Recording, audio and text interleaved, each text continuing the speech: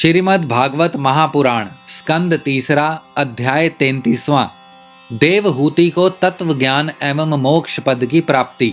मैत्रेय जी कहते हैं, विदुर जी, श्री कपिल भगवान के ये वचन सुनकर कर्दम जी की प्रिय पत्नी माता देवहूति के मुंह का पर्दा फट गया और वे तत्व प्रतिपादक सांख्य शास्त्र के ज्ञान की आधार भूमि भगवान श्री कपिल जी को प्रणाम करके उनकी स्तुति करने लगी। देवहूति जी ने कहा, कपिल जी, ब्रह्मा जी आपके ही नाभि कमल से प्रकट हुए थे। उन्होंने प्रलयकालीन जल में शयन करने वाले आपके पंचभूत इंद्रिय शब्दादि विषय और मनोमय विग्रह का जो सात्विक गुणों के प्रवाह से युक्त सत्व स्वरूप और कार्य एवं कारण दोनों का बीज है, ध्यान ही किया था। आप निष्क्रिय सत्य संकल्प संपूर्ण जीवों के प्रभु तथा सहस्त्रों अचिंत्य शक्तियों से संपन्न हैं।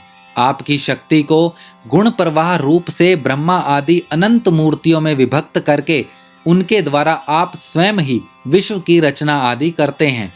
नाथ, यह कैसी विचित्र बात है कि जिनके उदर में प्रलय काल आने पर यह सारा प्रपंच लीन हो जाता है और जो कल्पांत में माया में बालक का रूप धारण कर अपने चरण का अंगूठा चूसते हुए अकेले ही वट वृक्ष के पत्ते पर शयन करते हैं, उन्हीं आप को मैंने गर्भ में धारण किया। विभो, आप पापियों का दमन और अपने आज्ञाकारी भक्तों का अभ्युदय एवं कल्याण करने के लिए स्वेच्छा से देह धारण किया करते हैं। अतः जिस प्रकार आपके वराह आदि अवतार हुए हैं, उसी प्रकार यह कपिल अवतार भी मुमुक्षुओं को ज्ञान मार्ग दिखाने के लिए हुआ है। भगवान, आपके नामों का श्रवण या कीर्तन करने से तथा भूले भटके कभी कभी आपका वंदन या स्मरण करने से ही कुत्तों का मांस खाने वाला चंडाल भी सोमयाजी ब्राह्मण के समान पूजनीय हो सकता है। फिर आपका दर्शन करने से मनुष्य कृतकृत्य हो जाए, इसमें तो कहना ही क्या है। अहो, वह चंडाल भी इसी से सर्वश्रेष्ठ है कि उसकी जिह्वा के अग्रभाग में आपका नाम विराजमान है। जो श्रेष्ठ पुरुष आपका नाम उच्चारण करते हैं, उन्होंने तप, हवन, तीर्थ स्थान, सदाचार का पालन और वेदाध्ययन सब कुछ कर लिया है। कपिल देव जी, आप साक्षात पर ब्रह्म हैं, आप ही परम पुरुष हैं। वृत्तियों के प्रवाह को अंतर्मुख करके अंतःकरण में आपका ही चिंतन किया जाता है। आप अपने तेज से माया के कार्य गुण प्रवाह को शांत कर देते हैं तथा आपके ही उदर में संपूर्ण वेद तत्व निहित है। ऐसे साक्षात विष्णु स्वरूप आपको मैं प्रणाम करती हूँ। मैत्रेय जी कहते हैं, माता के इस प्रकार स्तुति करने पर मातृवत्सल परम पुरुष भगवान कपिल देव जी ने उनसे गंभीर वाणी में कहा। कपिल देव जी ने कहा, माता जी, मैंने तुम्हें जो यह सुमार्ग बताया है, इसका अवलंबन करने से तुम शीघ्र ही परम पद प्राप्त कर लोगी। तुम मेरे इस मत में विश्वास करो। ब्रह्मवादी लोगों ने इसका सेवन किया है। इसके द्वारा तुम मेरे जन्म मरण रहित स्वरूप को प्राप्त कर लोगी। जो लोग मेरे इस मत को नहीं जानते, वे जन्म मृत्यु के चक्र में पड़ते हैं। मैत्रेय जी कहते हैं, इस प्रकार अपने श्रेष्ठ आत्मज्ञान का उपदेश कर श्री कपिल देव जी अपनी ब्रह्मवंदिनी जननी की अनुमति लेकर वहां से चले गए। तब देवहूति जी भी सरस्वती के मुकुट सदृश्य अपने आश्रम में अपने पुत्र के उपदेश किए हुए योग साधना के द्वारा योगाभ्यास करती हुई समाधि में स्थित हो गई। त्रिकाल स्नान करने से उनकी घुंघराली अलकें भूरी भूरी जटाओं में परिणत हो गई तथा चीर वस्त्रों से ढका हुआ शरीर उग्र तपस्या के कारण दुर्बल हो गया। उन्होंने प्रजापति कर्दम के तप और योग बल से प्राप्त अनुपम गृहस्थ सुख को, जिसके लिए देवता भी तरसते थे, त्याग दिया।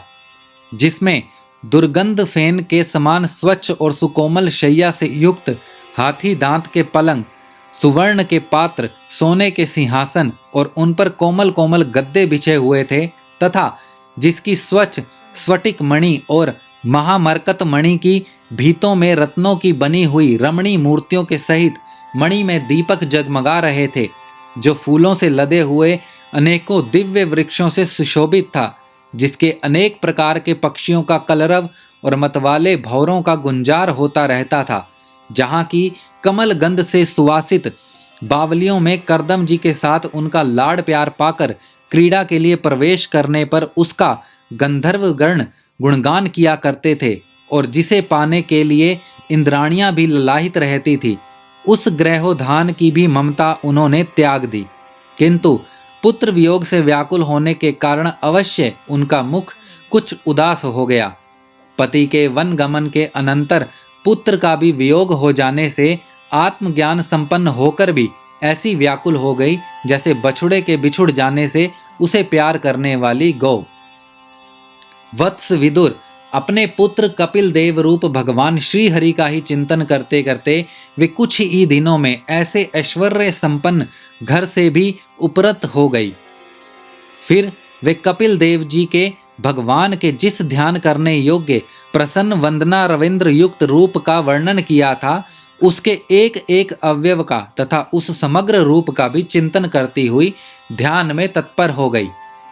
भगवत भक्ति के प्रवाह, प्रबल वैराग्य और यथोचित कर्मानुष्ठान से उत्पन्न हुए ब्रह्म साक्षात्कार करने वाले ज्ञान द्वारा चित्त शुद्ध हो जाने पर वे उस सर्वव्यापक आत्मा के ध्यान में मग्न हो गई, जो अपने स्वरूप के प्रकाश से माया जनित आवरण को दूर कर देता है।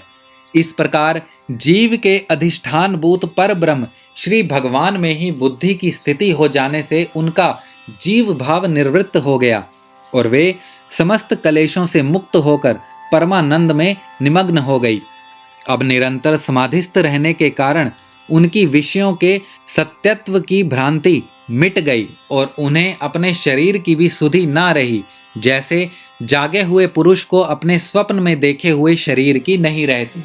उनके शरीर का पोषण भी दूसरों के द्वारा ही होता था, किंतु किसी प्रकार का मानसिक क्लेश न होने के कारण वह दुर्बल नहीं हुआ। उसका तेज और भी निखर गया और वह मैल के कारण धूम युक्त अग्नि के समान सुशोभित होने लगा। उनके बाल बिथुर गए थे और वस्त्र भी गिर गया, तथापि निरंतर श्री भगवान में ही चित्त लगा रहने के कारण उन्हें अपने तपो योगमय शरीर की कुछ भी सुधि नहीं थी। केवल प्रारब्ध ही उनकी रक्षा करता था। विदुर जी, इस प्रकार देवहूति जी ने कपिल देव जी के बताए हुए मार्ग द्वारा थोड़े ही समय में नित्य मुक्त परमात्म स्वरूप श्री भगवान को प्राप्त कर लिया। वीरवर, जिस स्थान पर उन्हें सिद्धि प्राप्त हुई थी वह परम पवित्र क्षेत्र त्रिलोकी में सिद्ध पद नाम से विख्यात हुआ। साधु स्वभाव विदुर जी, योग साधना के द्वारा उनके शरीर के सारे दैहिक मल दूर हो गए थे। वह एक नदी के रूप में परिणत हो गया, जो सिद्ध गण से सेवित और सब प्रकार की सिद्धि देने वाली है। महायोगी भगवान कपिल जी भी माता की आज्ञा ले पिता के आश्रम से ईशान कोण की ओर चले गए। वहां स्वयं समुद्र ने उनका पूजन करके उन्हें स्थान दिया। वे तीनों लोकों को शांति प्रदान करने के लिए योग मार्ग का अवलंबन कर समाधि में स्थित हो गए। सिद्ध, चारण, गंधर्व, मुनि और अप्सरागण उनकी स्तुति करते हैं तथा सांख्याचार्य गण भी उनका सब प्रकार सत्वन करते रहते हैं। निष्पाप विदुर जी, तुम्हारे पूछने से मैंने तुम्हें यह भगवान कपिल और देवहूति का परम पवित्र संवाद सुनाया। यह कपिल देव जी का मत अध्यात्म योग्य का गूढ़ रहस्य है। जो पुरुष इसका श्रवण या वर्णन करता है वह भगवान गरुड़ ध्वज की भक्ति से युक्त होकर शीघ्र ही श्री हरि के चरणाविंद को प्राप्त करता है। श्रीमद् भागवत महापुराण स्कंद 3 अध्याय 33वां समाप्त।